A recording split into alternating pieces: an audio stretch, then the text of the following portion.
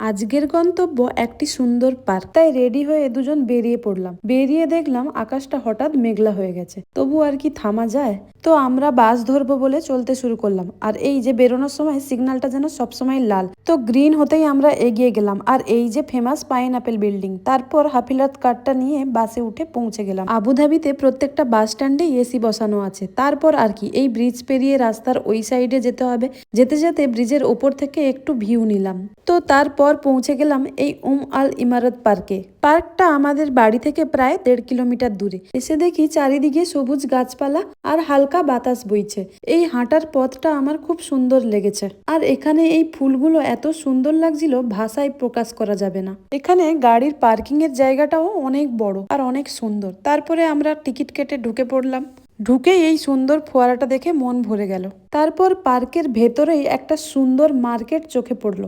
ভেতরে সুন্দর লাইট আর ফুল দিয়ে সাজানো কত দোকান, পারফিউম, ড্রেস, বাচ্চাদের খেলনা, মেয়েদের অ্যাক্সেসরিজ, আর চারপাশে ক্যাফে আর একের পর এক ফোয়ারা। সব মিলিয়ে জায়গাটা যেন গল্পের মতো লাগছিল। তারপর বাচ্চাদের জন্য এত সুন্দর খেলাধুলার জায়গা।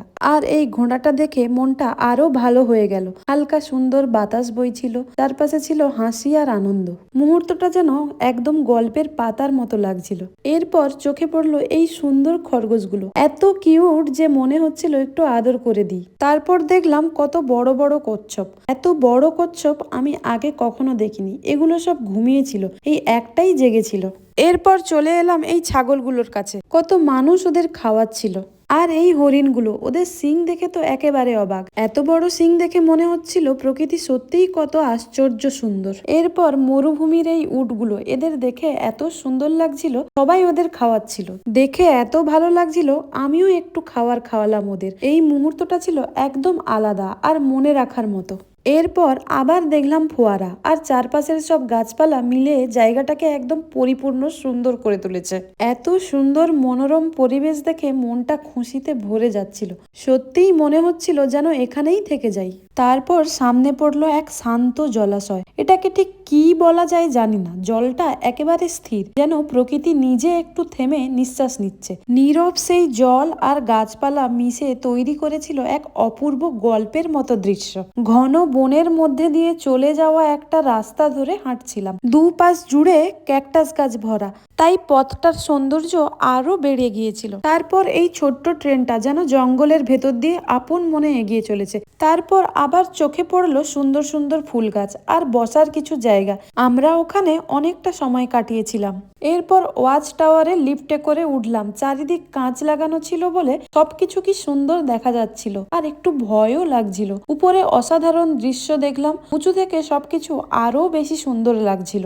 তবে ভয়টা থাকায় বেশিক্ষণ না থেকে আবার নেমে এলাম। তারপর এলাম এই দিকে। এই দেয়াল বেয়ে যেভাবে জল গড়িয়ে পড়ছিল, দৃশ্যটা ভীষণ সুন্দর লাগছে। শব্দহীনভাবে নামতে থাকা জলটা মনে একদম অন্যরকম শান্তি এনে দিচ্ছিল। এই জায়গার ভালো লাগাটা একটু আলাদা ছিল। তারপর আবার সেই ট্রেনটা চোখে পড়লো, আর পাশে ছিল নানা রকমের খাওয়ার দোকান।